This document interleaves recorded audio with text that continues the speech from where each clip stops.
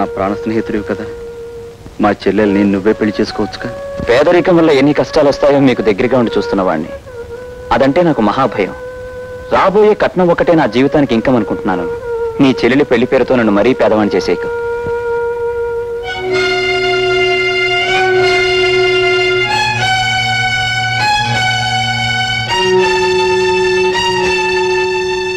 విన్నాను రాజా, అంతా విన్నాను.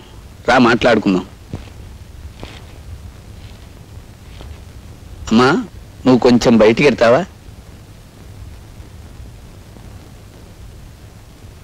చూడు రాజా, నువ్వు నీ స్నేహితుడిని ప్రాధేయపడ్డం నీ చెల్లెలు విందనుకో, ఏమంటుందో తెలుసా? నా మీద జాలిపడి ఎవరో పెళ్లి చేసుకున్నా అది నాకు క్షేమము కాదు, నీకు పరువు కాదన్నయ్యా అంటుంది. మీ నాన్నో సత్యకాలం మనిషి కాబట్టే పాతకాలపు ఆలోచనలతో ఏమీ సాధించకుండానే పోయాడు.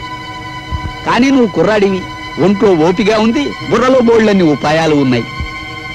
ఇలా అడ్డమైన వెధోప్తీనుల కాళ్ళు పట్టుకుని నీ చెల్లెల్నిచ్చి పెళ్లి చేయడం కంటే అడ్డదారులు అయినా 4 రాళ్లు సంపాదిస్తే రాజా లాంటి సంబంధాలు రాజాగారి చెల్లెలెక్కడా అని వెతుక్కుంటూ వస్తాయి. ఆలోచించుకో.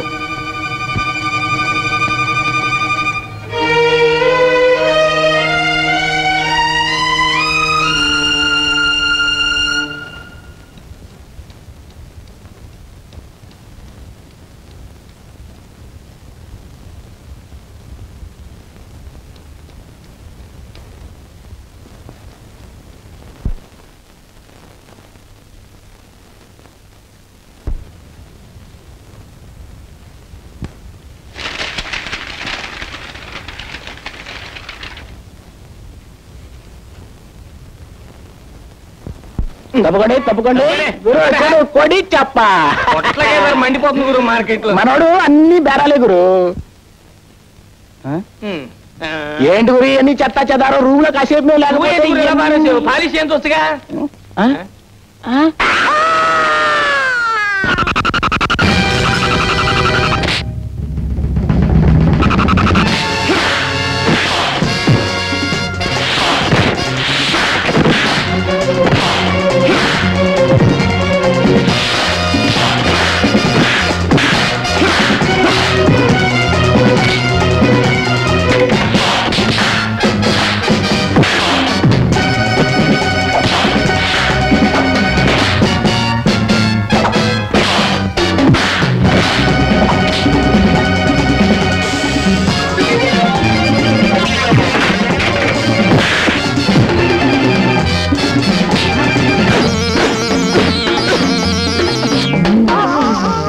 కంపు పళ్ళుదాడన్నాళ్ళైందిరా.